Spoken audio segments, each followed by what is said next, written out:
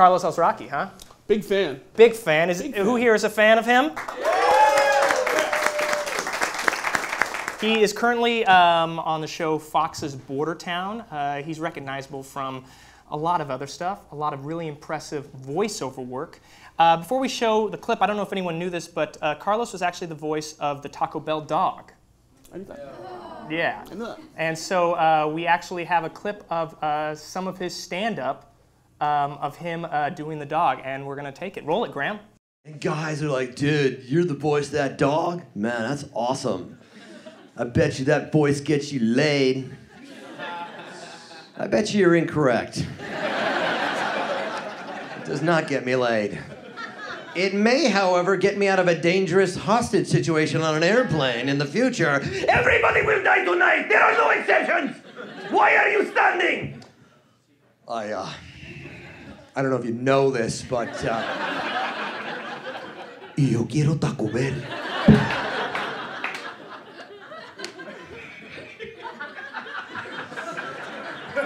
No freaking way, that's you? Oh, man. You swear to Allah, you're not pulling leg, right? No, hold on 1 second. No, hold on. He's a Taco Bell guy. He's sitting in coach. You don't sit in coach. You right up here. You get up. Move. Sit right down, my friend. Here, take my camera. Get a shot of us together. Here, you take my machine gun and you shoot at me. Get a video. Put on video. I'm being shot by the Taco Bell dog. Ladies and gentlemen, Carlos Alazraqui! Hey,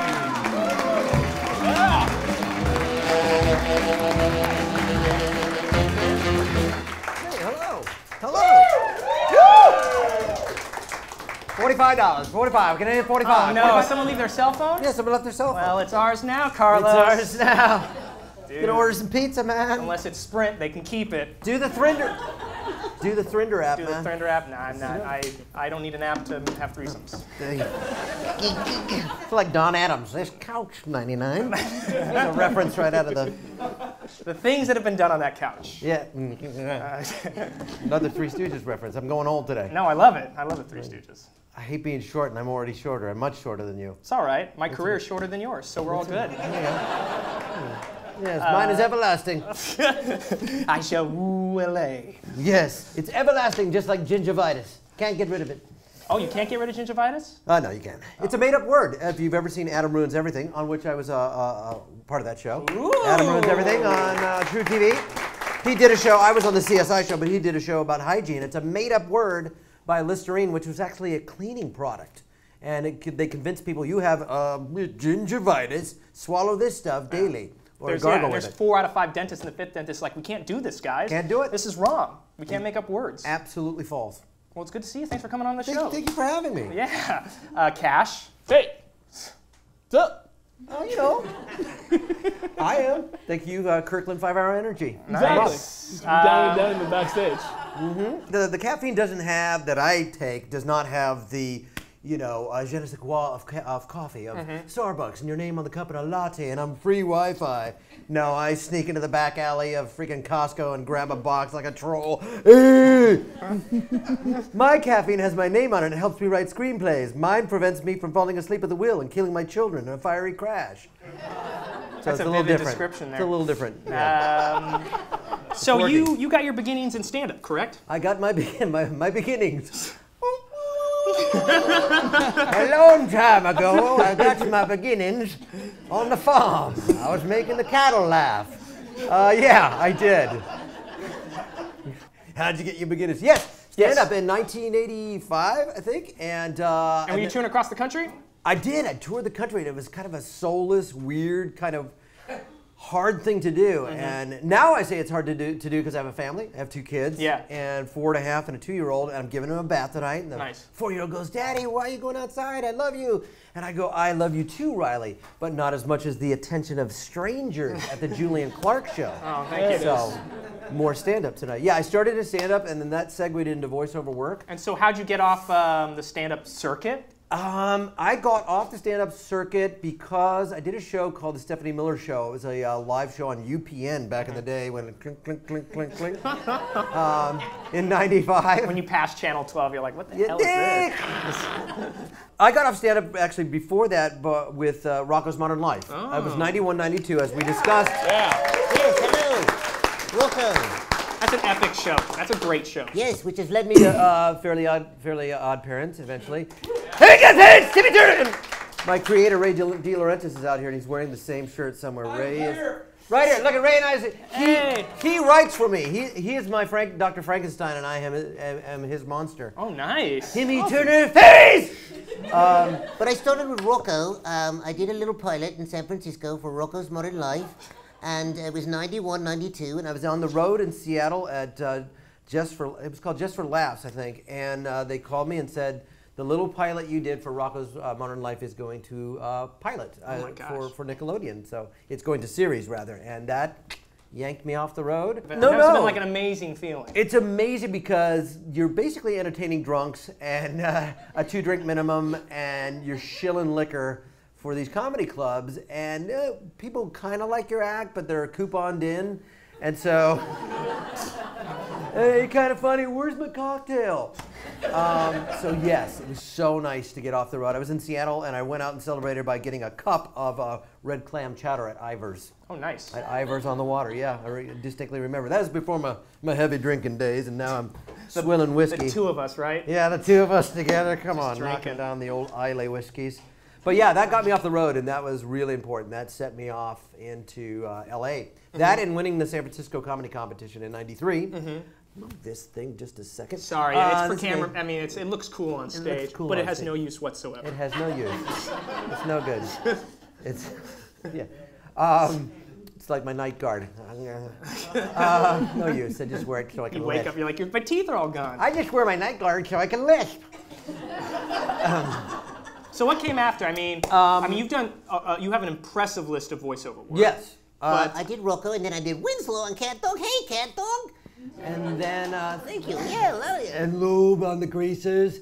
And Rocco was concurrent with that. At the same time, does that mean this? I think that word means what I think it means. And then I was doing the Stephanie Miller Show on UPN at the same time, and then I was doing her radio show, and I was doing Cat Dog, and then around 1997, I get an audition, 4 words on a piece of paper.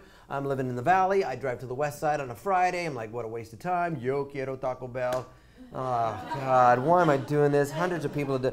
Yo quiero ta- And Terry Berland says, use your own voice. I'm sick of hearing the Speedy Gonzalez thing. So I said, Yo quiero Taco Bell. And then she said, say it a little deeper. Yo quiero Taco Bell. What a waste of time, stupid voiceover. I hate my life. And Little did you know. little did I know, I was know. not ever Homer Simpson like Dan Castellaneta is. And little did I know, they made a demo, same thing. They said, we're going to make a spot. And then the choo-choo just started taking off out of the station. And the rest, and the next thing I know is, I'll take Carlos Alazraqui to block. I was on Hollywood Squares. Yeah. I swear to God. That's pretty epic. Yeah, I'm like, aim higher. Go for Whoopi in the middle. I'm sorry, I know you want to win Why the does game. everyone keep going for Whoopi? Go for Whoopi. That was so Seinfeld. What? That was just a Seinfeld. Why does everyone keep What's going the for deal Whoopi? with Whoopi? They keep going for Whoopi, Jerry. It's not fair. Oh my God. I'm right there, Jerry. You can come over. We could do this for hours. could. No joke. Cash would be Elaine. There she is. Get out! So tell me about the process leading up to the casting on Reno 911. 2000, my manager, who's here, was responsible saying, he's too old. No, you got to see him, and I go in, and I had never met Ben, Tom, or Carrie. I'd never actually seen the state. And I'd seen a little bit of Viva Variety, and thank God, because I would have been nervous. So we go in, we audition, and we had to do characters for what was supposed to be a regular sketch show. So I did this guy, show me, Michael, look at this, Michael, take this cup, put it on the stain, rub it 3 times, the stain is gone, only 1995. Did one of those guys. I did Woody Allen, something like that, and then my last character was Tony Montana as a children's birthday clown.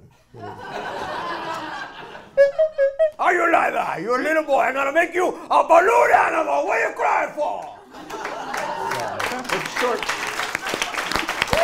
short version.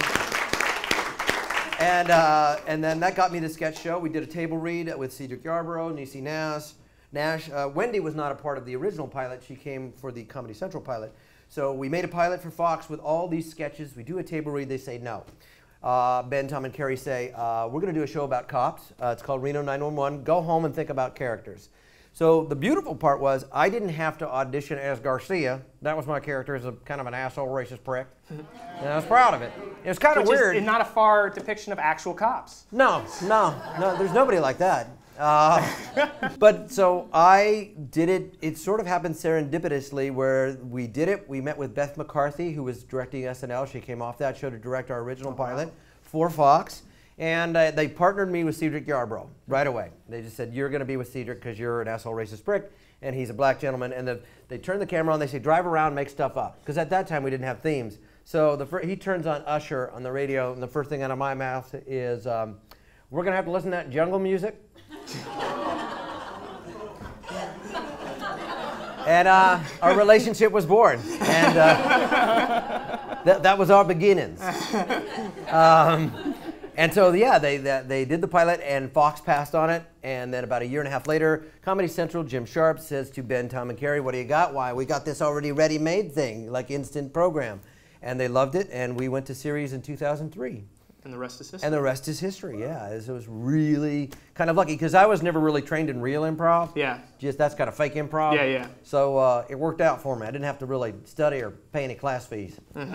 Yeah. And now you're on Fox's Bordertown, right? Bordertown, tonight. Watch it. Bordertown. I play when is it for the El audience? Coyote. When is it for the audience? It's at 9:30, I believe. Sundays. Sundays at 9:30 West Coast time. I play El Coyote and Plácido. Ernesto, why do you hang out with that guy? He always calls La Migra on you. So I play that. So I'm on that and doing another Elizabeth Shapiro episode of Crossroads of History. I got a little HBO deal going on for a show. We're handing in the script, so knock on wood. You're gonna get it. Yeah, we'll see. I have to say, you know, we're all a bunch of comedy nerds, so Yeah. we love that we have you on. But more importantly, I think it's an inspiration that we have an actor like you who can make the seamless transition from voiceover to actually live Yes. camera. I think like the most important thing is like as you and I were talking on the phone, got to talk to him on the phone for like 25 minutes. It was really hot, and He paid for the charges. I paid for the charge, expensive charges. Yeah. But it's just like interesting hearing, you know, you still have all these things in the works that haven't even come to fruition, and it's like you have no doubt that like no matter what, you know, everything will always come up positive. Something floats like, yeah, having 7 bobbers in the water. Didn't catch a catfish today, got me a tadpole, but it'll get me by. And then every once in a while, yeah, you never know what kind of nugget will pop up or who says, hey, we're bringing a show back. You know, somebody always says, you ever think they'll bring Reno back on Netflix? And I said, well, I'd put on the fake polyester and fake mustache again for sure. So, yeah, you always just keep inventing, keep writing stuff. I'm doing a show for Mas Mejor, which is a division of I believe above average Lorne Michaels' company. Oscar Nunez is another actor that's doing it. Horatio Sands and Fred Armisen are sort of spearheading it. And I got a web series with them. Nice. So that was something that came out of the blue. Nice. Yeah, so you just keep going. Will you make a promise that when that comes out, because Yes, it will, it will. You'll come back on the show? I won't make a promise. Yes, I will. Perfect. I will be here. Carlos, everyone! Thank you for watching After Dark with Julian Clark. Another round of applause for Cash, Maureen. Thanks to the good folks at Spreaker, Adore.fm, and Golden Road Brewing, and Second City Hollywood. Please find us online. You guys can keep cat clapping. It's totally cool. Twitter.com, After Dark Clark. Facebook, After Dark Clark. Instagram, After Dark_Clark. And YouTube, After Dark Comedy. For Julian Clark, this is After Dark. Good night.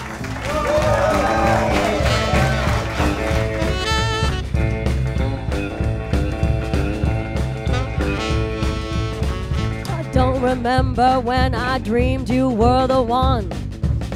I don't remember our goodbyes. I thought my bed was much too big, but I was wrong. Like Goldilocks